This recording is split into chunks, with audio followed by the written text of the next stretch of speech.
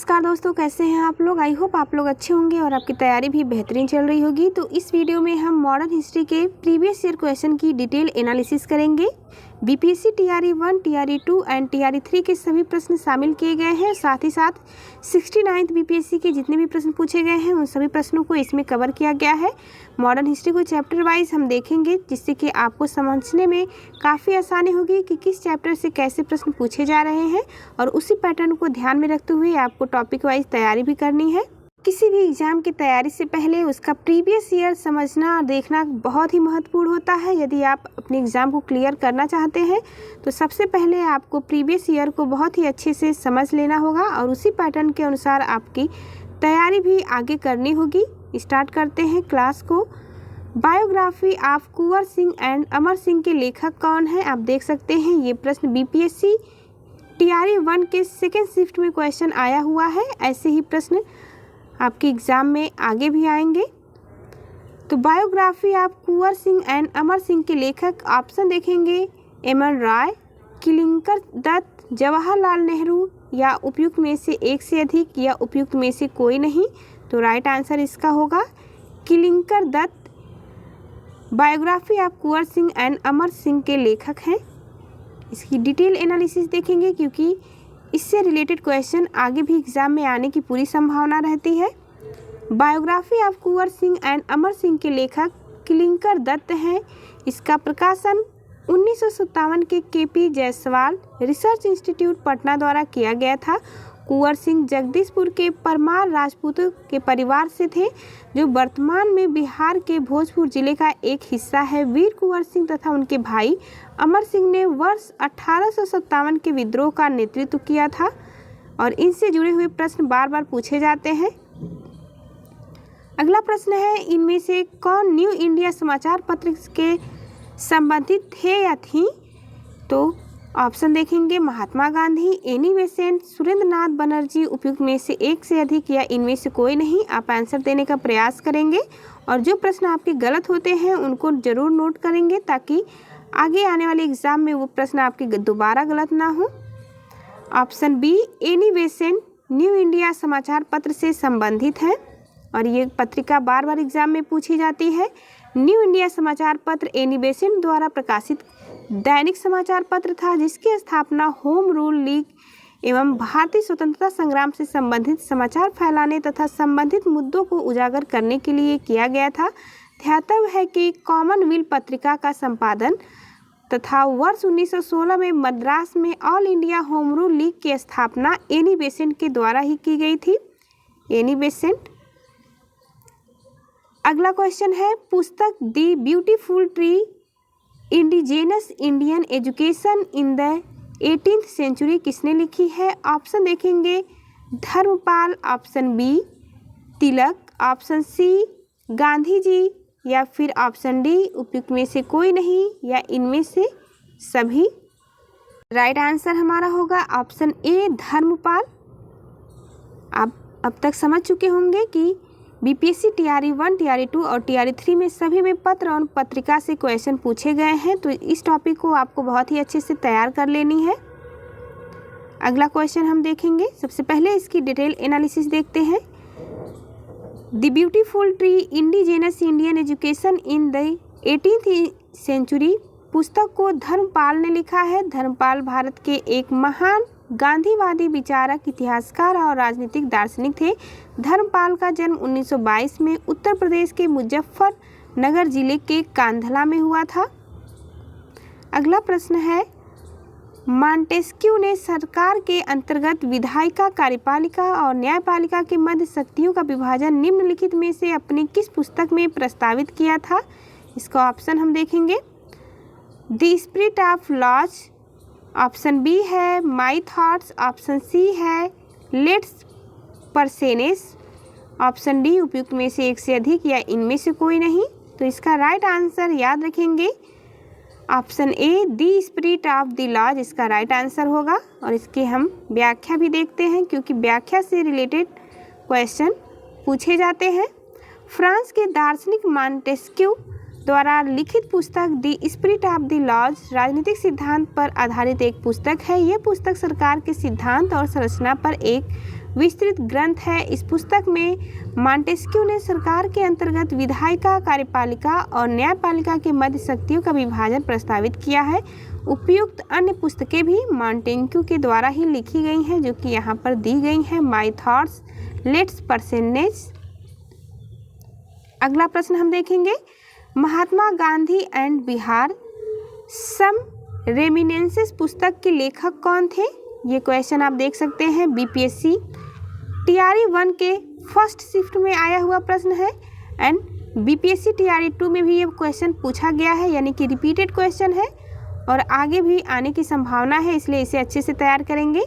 इस पुस्तक के लेखक कौन है? Option A Syed Ali Zaheer, option B doctor Rajendra Prasad, option C Jeevat Ram भगवान दास कृपलानी, ऑप्शन डी उपयुक्त में से एक से अधिक या इनमें से कोई नहीं।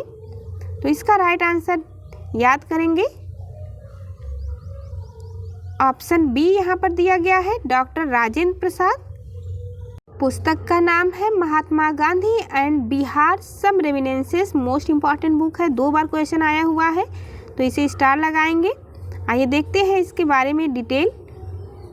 महात्मा Gandhi and Bihar some reminiscences पुस्तक भारत के प्रथम राष्ट्रपति डॉक्टर राजेंद्र प्रसाद ने लिखी है। उनके द्वारा लिखी गई कुछ अन्य पुस्तकें हैं, जो कि नाम है बापू के कदमों में बाबू, इंडिया डिवाइडेड, सत्याग्रह एट चंपारण आदि पुस्तकें लिखी गई हैं।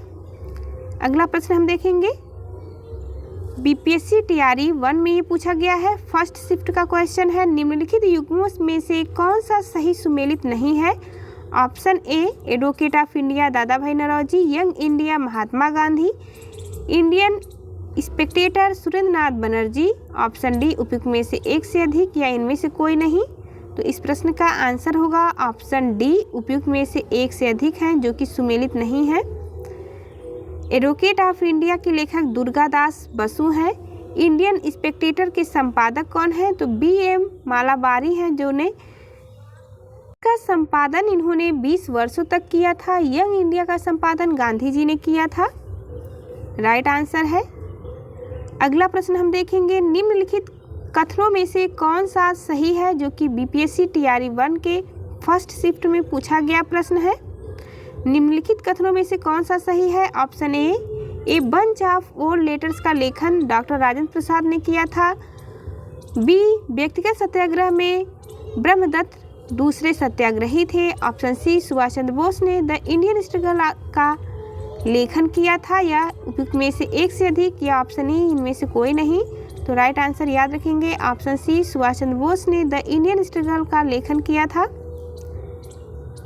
द इंडियन स्ट्रगल के लेखक नेताजी सुभाष चंद्र बोस हैं। इनमें सन 1920 से 42 तक के इतिहास का उल्लेख किया गया है। A bunch of old letters की रचना जवाहरलाल नेहरू ने किया। व्यक्तिगत सत्याग्रह में दूसरे सत्याग्रही जवाहरलाल नेहरू थे, जबकि प्रथम सत्याग्रही विनोबा भावे थे। अगली टॉपिक हमारी है 19वीं शताब्दी में सामाजिक एवं सांस्कृतिक जागरण। इससे रिलेटेड क्वेश्चन जितने भी पूछे गए हैं BPSC TRE 1, TRE 2 and TRE 3 में, साथ ही साथ 69th बीपीएससी, उन सभी प्रश्नों को यहाँ पर शामिल किया गया है, जिससे कि आप अपनी अगली तैयारी में इसे बेस बना करके टॉपिक को तैयार कर सकते हैं। 19वीं शताब्दी में सामाजिक एवं सांस्कृतिक जागरण से कैसे प्रश्न पूछे जा रहे हैं। नंबर 1 देखेंगे, आर्य समाज की स्थापना किसने की थी? ये प्रश्न आया हुआ है बीपीएससी टीआरई 2 में। तो आर्य समाज की स्थापना option A Swami Vivekananda, option B Swami Dayanand Saraswati, option C Aurobindo Ghosh, option D उपयुक्त में से एक से अधिक या इनमें से कोई नहीं। तो राइट आंसर हमारा है स्वामी दयानंद सरस्वती ने किया है। सन 1857 में स्वामी दयानंद सरस्वती ने बम्बई में आर्य समाज की स्थापना की, जिसका मुख्य उद्देश्य प्राचीन वैदिक धर्म के शुद्ध रूप से पुनः स्थापना करना था। सन 1877 में लाहौर में आर्य समाज का मुख्यालय स्थापित किया गया। अगला प्रश्न हम देखेंगे, भारत में सेल्फ रिस्पेक्ट मूवमेंट किसने प्रारंभ किया था? ऑप्शन ए है ज्योतिबा फूले, ऑप्शन बी है नारायण स्वामी, ऑप्शन सी BR अम्बेडकर, या ऑप्शन डी उपयुक्त में से एक से अधिक या इनमें से कोई नहीं। तो राइट आंसर इसका है इनमें से कोई नहीं। ये प्रश्न पूछा गया है बीपीएससी टीआरई 2 में। इसके बारे में हम देखते हैं। सन 1825 में रामास्वामी नायकर द्वारा तमिलनाडु में आत्मसम्मान आंदोलन का शुरुआत किया गया था। इस आंदोलन का उद्देश्य ब्राह्मणवादी आधिपत्य को तोड़ने, समाज में पिछड़े वर्गों एवं महिलाओं के समान अधिकार के लिए आवाज उठाना था। सन 1873 में ज्योतिबा फुले ने सत्यशोधक समाज की स्थापना की थी। अगला प्रश्न देखेंगे, इंडिया फॉर इंडियंस प्रसिद्ध नारा किसने दिया है? यानी कि इस पॉइंट से आप समझ सकते हैं कि नारों से संबंधित भी प्रश्न आए हुए हैं। ये प्रश्न आया है टीआरई 2 में, तो आपको इस टॉपिक को भी तैयार करना होगा। इंडिया फॉर इंडियंस नारा ऑप्शन ए राजा राम मोहन राय ने दिया है, या फिर बी स्वामी दयानंद सरस्वती ने दिया है, ऑप्शन सी स्वामी विवेकानंद ने दिया है, या फिर डी उपयुक्त में से एक से अधिक या इनमें से कोई नहीं। तो ऑप्शन बी इसका राइट आंसर है। स्वामी दयानंद सरस्वती ने यह नारा दिया है। इंडिया फॉर इंडियंस प्रसिद्ध नारा है स्वामी दयानंद सरस्वती का। दयानंद सरस्वती ने सन 1875 में मुंबई में आर्य समाज की स्थापना की थी। स्वदेशी व हिंदी का समर्थन करने वाला आर्य समाज का प्रथम संगठन था। अगला प्रश्न है, निम्नलिखित में से कौन सा कथन सही है? कथन हमारा ऑप्शन ए है, राजा राम मोहन राय नवीन शिक्षा के अग्रणी थे। ऑप्शन बी देखेंगे, स्वामी दयानंद ने भारतीयों के लिए नारा दिया। ऑप्शन सी देखेंगे, विवेकानंद ने विश्व धर्म संसद में भाग लिया। ऑप्शन डी उपयुक्त में से एक से अधिक या इनमें से कोई नहीं। तो इसका राइट आंसर है ऑप्शन डी, उपयुक्त में से एक से अधिक कथन यहाँ पर सत्य दिए गए हैं।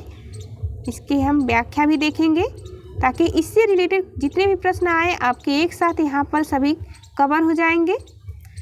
राजा राम मोहन राय को भारत में नव जागरण का अग्रदूत माना जाता है। वे नवीन शिक्षा के अग्रदूत रहे हैं। इसके लिए डेविड हेयर के सहयोग से हिंदू कॉलेज, इसकी स्थापना कलकत्ता में 1817 में की गई थी, एवं वेदांत कॉलेज, इसकी स्थापना 1925 में कलकत्ता में स्थापना की गई।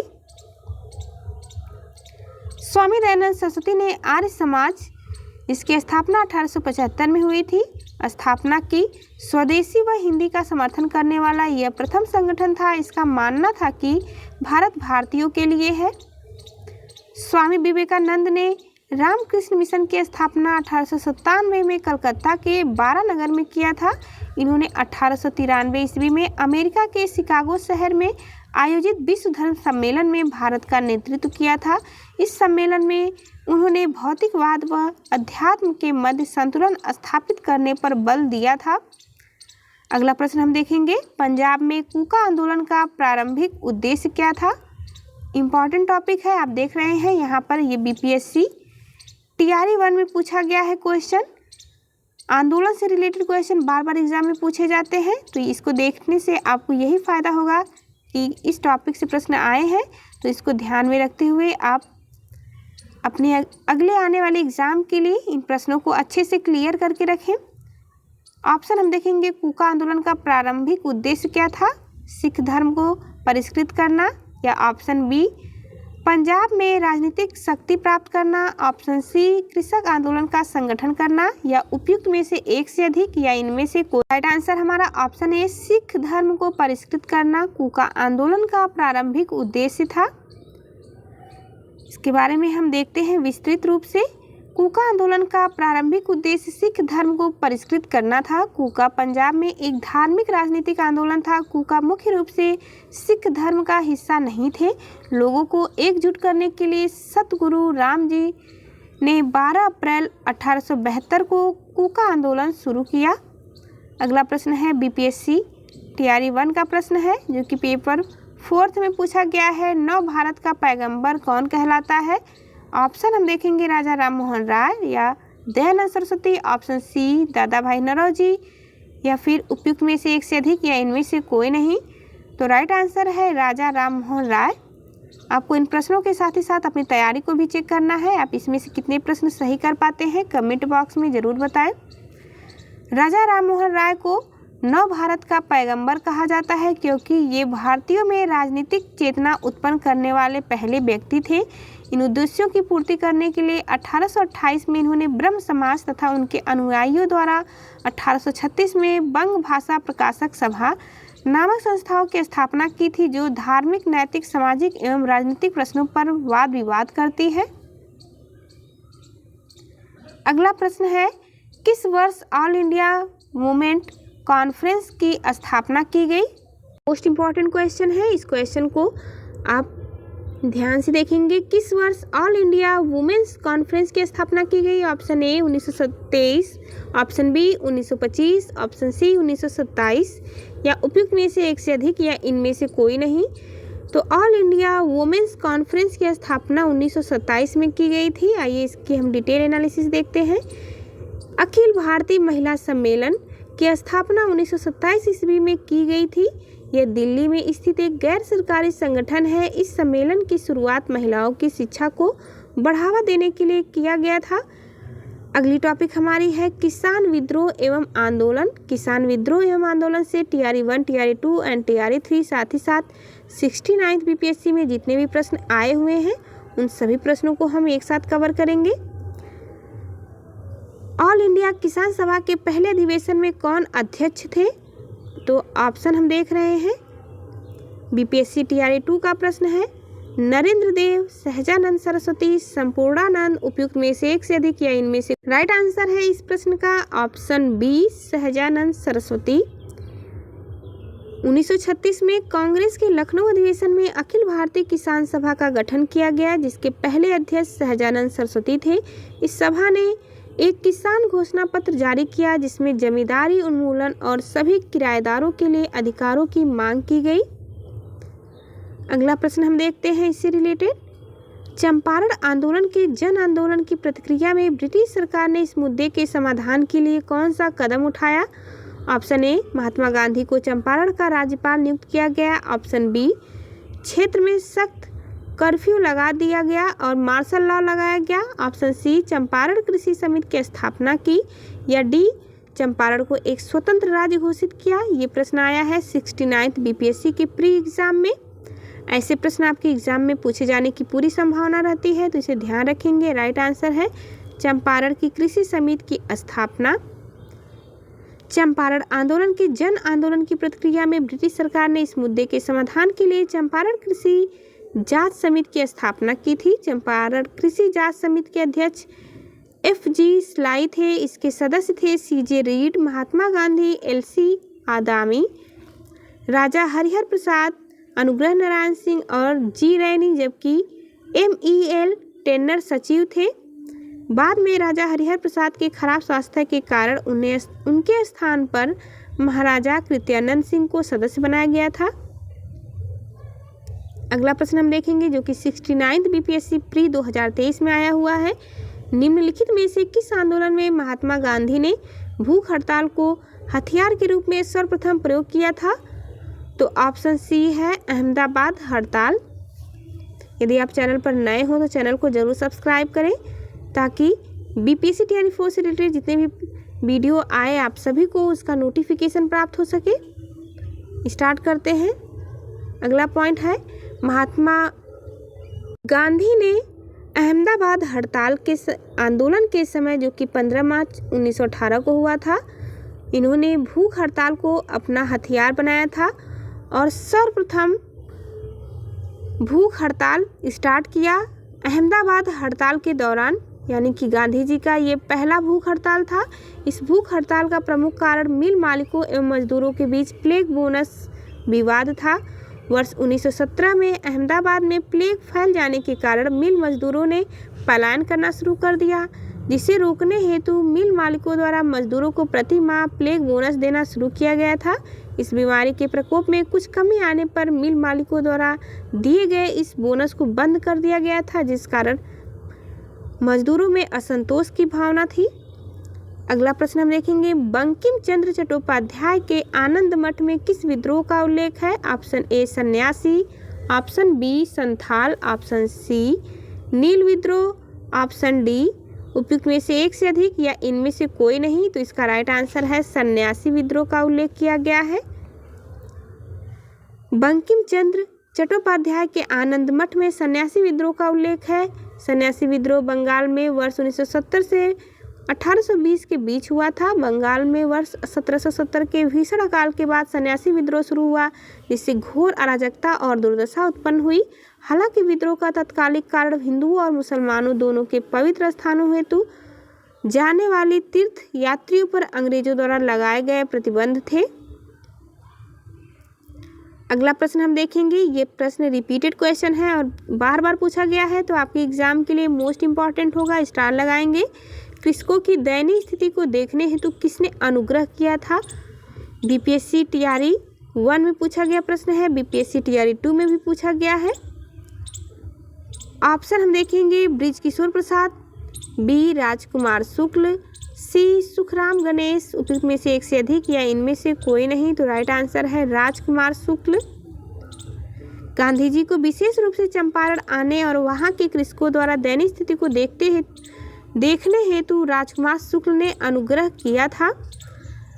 चंपारण बिहार में एक जिला है और वर्ष 1914 से 16 में इस क्षेत्र के किसानों ने कठोर ब्रिटिश अत्याचारों के खिलाफ आंदोलन किया था।